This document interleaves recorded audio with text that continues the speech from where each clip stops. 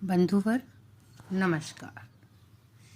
ये हम जानते हैं कि गीता का संदेश श्री कृष्ण ने दिया था और गीता का हमारी ज़िंदगी में बहुत महत्व है। अगर हम गीता के प्रत्येक अध्याय को सुने तो हमारी तन हमारे मन में एक अनोखी अनुभूति होने लगती है जो हमें जीवन जीने और जीवन की सारगर्भिता का संदेश देती रहती है। बंधुवर, आज मैं आपके लिए गीता के अध्याय से जुड़ी हुई प्रत्येक महात्म्य की कथा आपके समक्ष लेकर आई हूँ। आप ध्यान से सुने एवं समझें और इस जीवन और दुनिया की सारगर्भिता को समझने का प्रयास करें।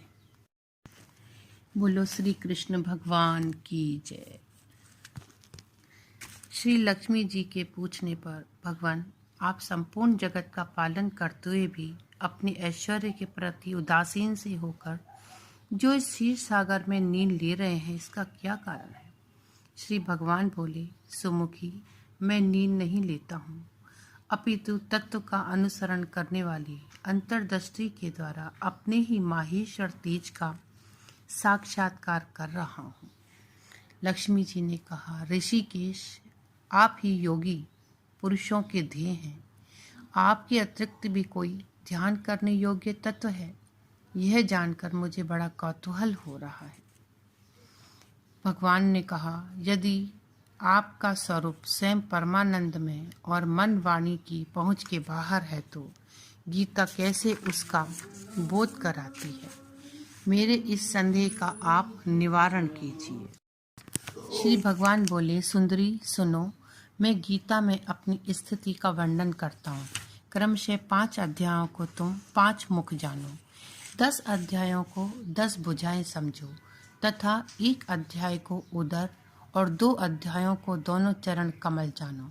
इस प्रकार यह 18 अध्यायों की वाणी में ईश्वरीय मूर्ति ही समझनी चाहिए।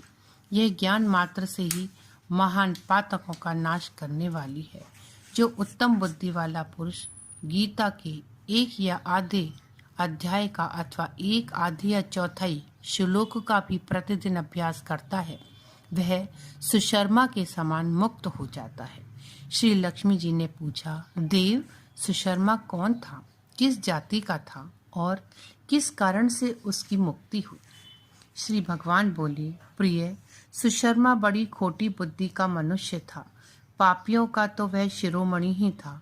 उसका जन्म वैदिक ज्ञान से शून्य एवं क्रूरतापूर्ण कर्म करने वाले ब्राह्मणों के कुल में हुआ था।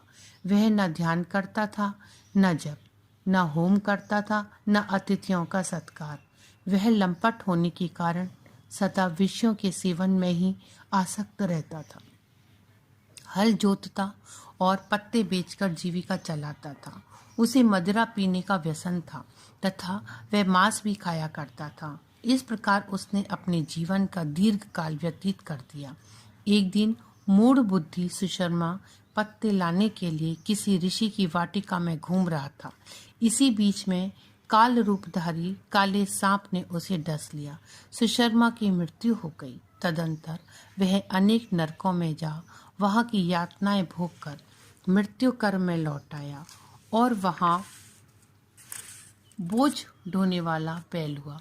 उस समय किसी पंगु ने अपने जीवन को आराम से व्यतीत करने के लिए उसे खरीद लिया।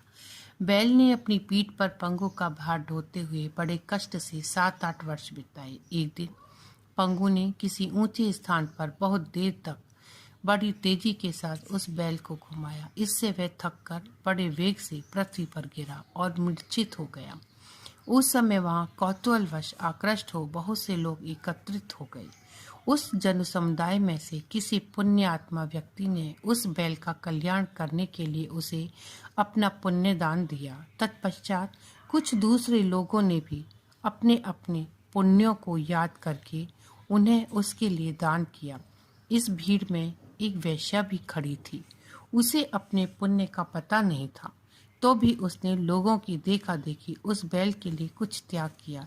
तदंतर यमराज के दूत उस मरे हुए प्राणी को पहले यमपुरी में ले गए वहाँ यह विचार कर कि यह वैश्या के दिए हुए पुण्य से पुण्यवान हो गया है, उसे छोड़ दिया गया। फिर वह भूलोक में आकर उत्तम कुल और शील वाले ब्राह्मणों के घर में उत्पन्न हुआ। उस समय भी उसे अपने पूर्व जन्म की बातों का स्मरण बना रहा।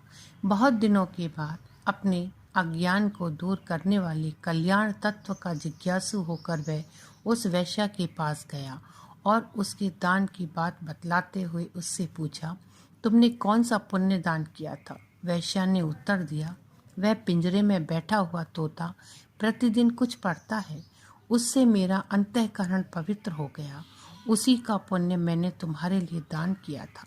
इसके बाद उन दोनों ने तोते से पूछा। तब उस तोते ने अपने पूर्व जन्म का स्मरण करके प्राचीन इतिहास कहना आरंभ किया। शुक बोला, पूर्व जन्म में मैं विद्वान होकर भी विद्वता के अभिमान से मोहित रहता था। मेरा राग द्वेष इतना बढ़ गया था कि मैं गुणवान विद्वानों के प्रति भी ईर्ष्या भाव रखने लगा। फिर समयानुसार मेरी मृत्यु हो गई और मैं अनेकों घृणित लोकों में भटकता फिरा। उसके बाद इस लोक में आया। सद्रु की अत्यंत निंदा करने के कारण तोते के कुल में मेरा जन्म हुआ। पापी होने के कारण छोटी अवस्था में ही मेरा माता पिता से वियोग हो गया। एक दिन मैं ग्रीष्म ऋतु में तपे हुए मार्ग पर पड़ा था। वहां से कुछ श्रेष्ठ मुनि मुझे उठा लाए और महात्माओं के आश्रम के भीतर एक पिंजरे में उन्होंने मुझे डाल दिया। वहीं मुझे पढ़ाया गया।